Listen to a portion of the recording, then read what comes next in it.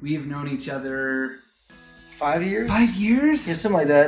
It's been yeah. And I'm so excited to get to talk with you more today. So yeah. So before I start out with some of the questions, I want to ask you, how would your friends describe you? That's an interesting question. I don't know. Probably. I'm very creative. I'm very determined. Imagine they'd probably see both those things. I mean, musician. Like a driven musician who understands business. I think that's probably the biggest thing that they see as far as the career side goes, and as far as like the friendly side goes. I would just say that they like. I don't know how. I'd be curious to see, but probably loyal. Maybe I don't know. How would they describe me? That's always funny. I'm trying to picture like someone like a Grant or a Joseph or a Nate. Like they'd probably just say, yeah, I would say they probably say adventurous maybe, because I'm always doing something new and different and crazy. So passionate. That's probably a big one. Yeah. Thank you. So pick a number between 1 and 45. All right, let's go with 23.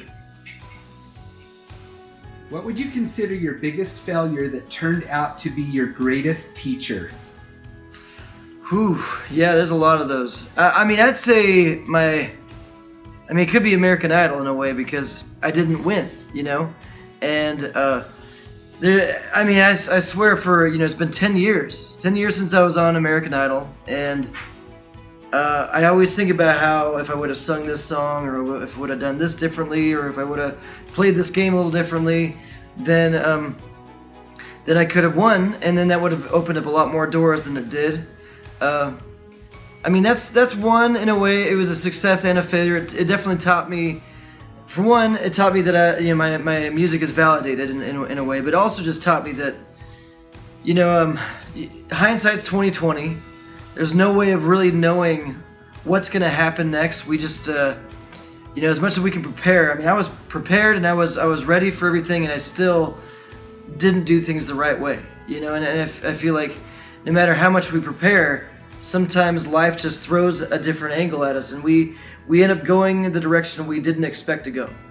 And I think that was probably one of the biggest lessons learned there is you just have to roll with the punches wherever they take you, and understand that even though you feel like everything is lined up right and it's all just going to happen all of a sudden and everything's going to work, it doesn't always do it, and you just have to keep correcting as you go and make the most of whatever life gives you.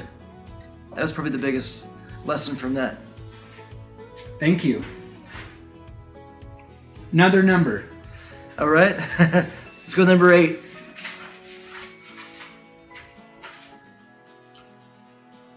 Describe a time when you took a huge leap of faith.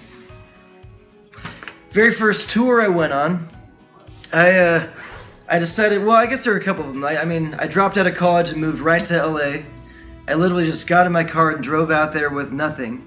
No prospects, no place to live, no job, no real goals, and other than just I got to make it in the music industry. And so I literally just stopped college, stopped what I was doing, got in a car and drove away. And I went to LA, figured I'd just live out of my car if I needed to and make it. And I ended up staying there for 3.5 years, figuring out how to play their little game of the record label business and things like that. So that was a big leap of faith for sure.